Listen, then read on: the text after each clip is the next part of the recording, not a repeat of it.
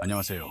전 세계가 경이로운 눈으로 지켜보던 중국의 화려한 경제 성장 신화가 지금 유례없는 위기 속에서 서서히 침몰하고 있다는 사실을 알고 계셨나요?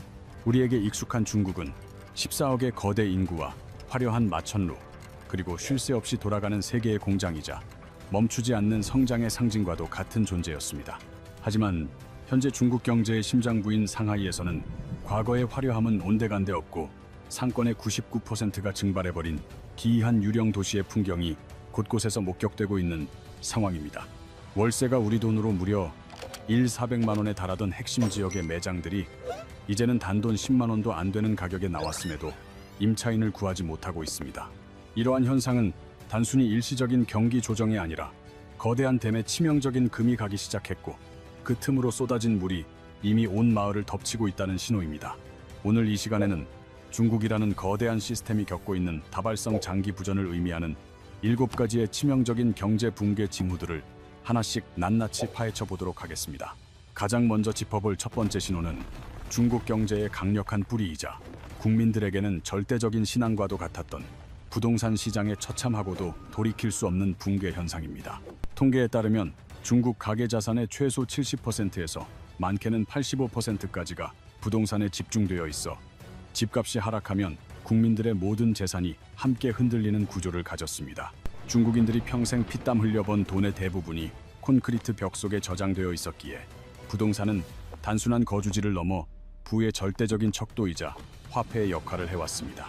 하지만 현재 베이징이나 상하이 같은 초거대 도시를 제외한 2선 및 3선 도시들의 아파트 가격은 최고점 대비 20%에서 심하게는 반토막까지 폭락했습니다. 여기서 우리가 주목해야 할 점은 단순한 하락 수치가 아니라 전 재산 10억이 자고 일어났더니 5억으로 줄어들었을 때 사람들이 느끼는 극한의 공포심입니다. 누군가 계좌에서 직접 돈을 빼간 것은 아니지만 자산 가치가 눈앞에서 증발해버리는 현실 속에서 수억 명의 중국 중산층이 거대한 악몽에 갇혀버린 셈이죠. 실제 2025년 기준 부동산 개발 투자는 전년 대비 15.9%나 급감했으며 신규 주택 착공 면적 또한 20% 넘게 쪼그라들며 건설업 전반이 마비되고 있습니다. 타워 크레인이 멈춰섰다는 것은 단순히 건물을 덜 짓는 문제가 아니라 철강과 시멘트, 가구와 인테리어 등 연관된 모든 전후방 산업이 셧다운되었음을 뜻합니다. 지난 2021년 헝다그룹 사태 당시만 해도 일부 기업의 경영 부실로 여겼지만 5년이 지난 지금은 비구이위안 같은 거대 개발사들까지 도미노처럼 쓰러지고 있습니다. 중국 GDP의 4분의 1을 차지하는 부동산 시장이 멈춘 것은 사기통 엔진 자동차가 엔진 하나가 완전히 꺼진 채 덜덜거리며 위태롭게 달리는 것과 같습니다. 결국 부동산 폭락의 거대한 구멍은 곧바로 두 번째 신호인 소비 절벽으로 이어지며 14억 인구의 거대 내수 시장이라는 명성을 무색하게 만들고 있는 실정입니다. 과거 명품 매장 앞에 길게 줄을 서며 불을 과시하던 유커들의 화려했던 모습은 이제 사라지고 중국의 소매 판매 성장률은 0.9% 수준까지 처참히 추락했습니다. 2025년 한 해 동안 중국 전역에서 17연개가 넘는 매장이 문을 닫았고, 이는 매일 50개 이상의 가게가 사라지는 오프라인 상권의 몰락을 의미합니다. 유명 프랜차이즈인 딘타이펀조차 매장을 철수할 정도로 상황이 심각하며 임대료가 99% 폭락해도 들어오는 사람이 없는 극심한 소비 동결 현상이 벌어지고 있습니다. 무엇보다 충격적인 사실은 부의 상징이었던 명품 시장의 붕괴로 2024년 중국 내 명품 판매량이 무려 20%나 곤두박질치며 시장이 얼어붙었습니다. 이는 자산 가치가 하락하면 심리적 가난을 느껴 소비를 줄이는 역자산 효과 때문이며, 내 집값이 반토막난 상황에서 명품은 사치가 되었습니다. 소비가 꽁꽁 얼어붙자 기업들은 생존을 위해 몸집을 줄이기 시작했고, 그 과정에서 세 번째 신호인 빅테크 기업의 대량 해고 사태가 터져 나왔습니다. 불과 몇 년 전만 해도 알리바바나 텐센트 같은 빅테크 기업은 중국 청년들에게 높은 연봉과 복지를 보장하는 꿈의 직장이자 성공의 티켓이었습니다. 하지만 현재 알리바바는 지난 2년 사이 무려 10만 명의 직원을 감원하며 웬만한 중소도시 인구 전체가 직장을 잃는 수준의 유례없는 칼바람을 맞았습니다. 바이두 역시 상황은 처참하여 2025년 말 전 부서에서 최소 10%에서 최대 40%에 달하는 인력을 줄이는 대규모 인력 감축을 단행해야만 했습니다. 한때 국가의 미래를 책임질 핵심 인재로 대접받던 인류 IT 엔지니어들이 이제는 하루아침에 짐을 싸서 거리로 내몰리는 비참한 현실이 반복되고 있습니다. 세계적인 기업인 레노버조차 대규모 감원의 파도를 피하지 못했으며, 이는 중국 내 IT 산업 전반이 얼마나 깊은 침체에 빠져 있는지를 여실히 보여줍니다. 과거의 경제 위기가 공장 노동자들을 타격했다면, 이번 위기는 고학력 화이트칼라 계층을 정조준하고 있다는 점에서 그 파괴력이 훨씬 더 치명적이라 할 수 있습니다. 정부의 강력한 규제와 경기 침체로 인해 광고 수익 같은 주된 돈줄이 마르면서 기업들은 더 이상 인재를 붙잡아둘 여력이 완전히 사라져버린 것입니다. 실제로 바이두의 온라인 광고 매출이 5분기 연속 하락했다는 데이터는 기업들이 마케팅에 쓸 돈조차 없을 정도로 한계 상황에 직면했음을 입증하고 있습니다. 과거에는 불경기라도 미래 성장을 위해 인재를 투자로 여겼지만, 지금은 당장의 생존이 급급해지면서 성장보다 효율적인 도려내기에 집중하고 있는 실정입니다. 가장 튼튼하다고 믿었던 빅테크라는 거대한 방파제마저 무너지면서 그 밑에 있는 중소기업과 스타트업들은 이미 숨이 넘어가기 직전의 고통을 겪고 있습니다. 이러한 기업들의 위기는 자연스럽게 네 번째 신호인 중산층의 몰락으로 이어지며, 중국 경제를 떠받치던 든든한 허리가 급격히 무너져 내리는 결과를 초래했습니다. 미국 전체 인구보다 많은 약 4억에서 5억 명의 중국 중산층은 내수 시장을 지탱하는 기둥이었으나, 이제는 벼랑 끝으로 내몰려 생존을 걱정하고 있습니다.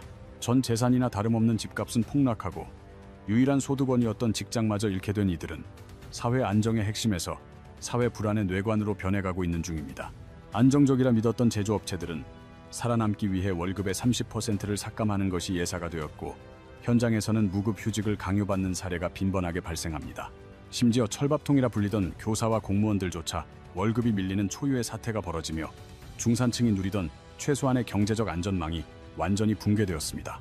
소득이 줄어든 중산층이 지갑을 닫으면 기업 매출이 줄고 다시 고용이 불안해지는 끊어낼 수 없는 죽음에 나선 구조가 경제 전체를 잠식하고 있습니다. 사람들 마음속 깊이 박힌 미래에 대한 불신은 단순한 정책 몇 개로 고칠 수 있는 수준을 넘어섰으며, 이는 소비의 동결을 넘어 심리적 마비 상태를 의미합니다. 이제 우리의 시선을 경제의 실핏줄이자 가장 깊숙한 곳에 위치한 혈관인 금융 시스템의 위기로 돌려보겠습니다. 다섯 번째 붕괴 신호인 금융 시스템의 위기는 2026년 1월 중국 전역을 발칵 뒤집어 놓은 사건으로 시작되었습니다.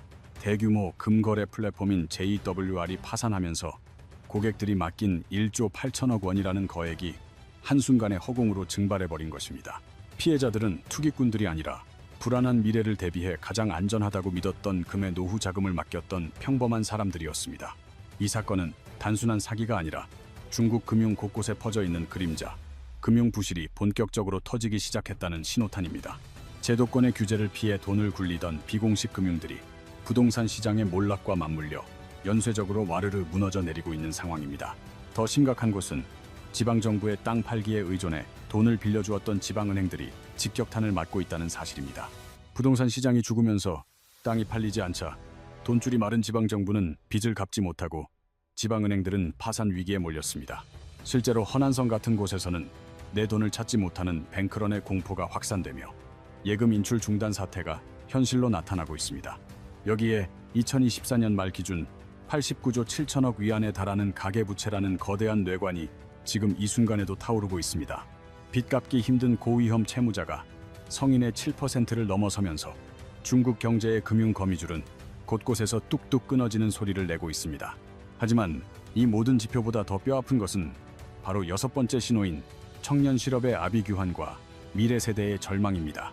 나라 절반이 백수 상태다라는 말이 중국 온라인에서 공공연하게 돌 정도로 현재 청년들이 느끼는 현실은 참혹함 그 자체입니다. 2025년 8월 기준 16세에서 24세 청년 실업률이 18.9%를 기록했으며, 이는 5명 중 1명은 놀고 있다는 뜻입니다. 더 절망적인 사실은 2025년 대졸자가 220만 명으로 역대 최다를 기록하며 일자리 공급과 수요가 완전히 엇박자를 내고 있다는 점입니다. 마치 200만 명이 참가한 의자 뺏기 게임에서 준비된 의자는 500만 개뿐인 잔인한 구조적 모순이 반복되고 있는 것입니다. 과거 중산층으로 가는 티켓이었던 대학 졸업장은 이제 명문대를 나와도 배달 라이더 조끼를 입어야 하는 무용지물로 전락했습니다. 석박사 학위를 가진 고학력자들이 배달 시장으로 내몰리는 광경이 더 이상 낯선 뉴스가 아닐 정도로 학력 가치는 추락했습니다. 베이징대의 한 교수는 실제 청년 실업률이 통계에 잡히지 않는 구직 단념자까지 포함하면 46.5%에 달할 수 있다고 경고했습니다. 공부 열심히 하면 성공한다는 사회적 약속이 깨져버린 사회에서 청년들이 느끼는 배신감은 상상 이상의 거대한 분노로 쌓이고 있습니다. 마지막 7번째 신호는 중국 청년들 사이에서 퍼지고 있는 내이주안과 탕핑이라는 키워드로 대변되는 사회적 절망의 확산입니다. 톱니바퀴처럼 미친 듯이 경쟁해도 제자리 걸음인 현실에 지쳐 아예 바닥에 납작하게 누워 아무것도 하지 않겠다는 무언의 파업 선언이 이어지고 있습니다. 연애와 결혼, 출산과 내 집 마련을 모두 포기하고 최소한의 생존만 유지하겠다는 이들의 선택은 중국 공산당이 가장 두려워하는 시나리오입니다. 부모 세대와 달리 노력해도 보상받지 못하고 배신당하는 현실 속에서 학습된 무력감이 청년들의 의지를 꺾고 비관주의를 심어주었습니다. 경제 성장을 시켜줄 테니 자유를 일부 양보하라는 공산당의 오랜 통치 계약이 경제 멈춤과 함께 깨지면서 체제에 대한 불만은 커지고 있습니다. 일본의 잃어버린 30년과 비슷해 보이지만 일본은 부자가 된 뒤 늙었고 중국은 부자가 되기도 전에 늙어버리는 중진국 함정에 빠졌다는 결정적 차이가 있습니다. 엎친 데 덮친 격으로 미국의 관세 장벽과 기술 통제로 인해 수출 길마저 막히면서 중국 경제는 탈출구 없는 사면초가에 놓였습니다. 중국 정부는 전기차, 배터리, 태양광 같은 신3대 산업을 통해 위기를 돌파하려 하지만 거대한 경제 전체를 지탱하기에는 역부족인 상황입니다. 부동산과 내수가 무너지는 속도가 신산업이 성장하는 속도보다 훨씬 빠르다는 점이 중국 경제가 직면한 가장 치명적인 타임래그입니다. 지금 중국 경제는 배터리가 1% 남은 최신형 스마트폰과 같아서 기능은 화려하지만 정작 기계를 돌릴 동력이 꺼져가고 있는 위급한 상태입니다. 부동산 붕괴부터 사회적 절망까지 앞서 언급한 7가지 신호는 서로 따로 노는 것이 아니라 꼬리에 꼬리를 물고 터지는 다발성 장기부전입니다. 남의 나라 일이라고 방관할 수 없는 이유는 중국이 여전히 우리의 최대 교역국이며 그들의 내수 침체는 곧 우리 수출 기업의 타격으로 직결되기 때문입니다. 앞으로의 중국 경제 향방을 가늠하기 위해서는 청년 실업률이 20%를 뚫고 올라가는지 일선 도시 집값마저 무너지는지를 반드시 체크해야 합니다. 또한 소매 판매가 마이너스로 돌아서는지 금융 누수나 그림자 금융 사고가 얼마나 빈번하게 발생하는지도 놓쳐서는 안 될 중요한 관전 포인트입니다. 다가오는 2026년은 중국이 이 거대한 파도를 넘고 다시 일어설지 아니면 서서히 침몰할지를 결정짓는 운명의 분기점이 될 것입니다. 확실한 것은 지난 40년간 이어져온 중국의 고속 성장 신화라는 챕터는 이제 완전히 끝났고 훨씬 더 불확실한 새로운 시대가 열렸다는 사실입니다. 배터리 없는 최신 폰처럼 겉은 화려하지만 속은 병들어가는 중국 경제가 과연 새 충전기를 찾을 수 있을지 전 세계가 숨죽여 지켜보고 있습니다. 여러분은 중국이 다시 일어설 저력이 있는 나라라고 보시는지 아니면 회복 불가능한 길로 들어섰다고 보시는지 냉철한 판단이 필요한 시점입니다. 오늘 분석한 7가지 붕괴 신호를 통해 거대한 변화의 흐름을 읽으시고 다가올 미래의 불확실성에 대비하는 해안을 가지시길 바랍니다. 지금까지 중국 경제의 몰락을 알리는 7가지 치명적 신호를 전해드렸으며 여러분의 구독과 좋아요는 더 깊이 있는 이슈를 파헤치는 데 큰 힘이 됩니다.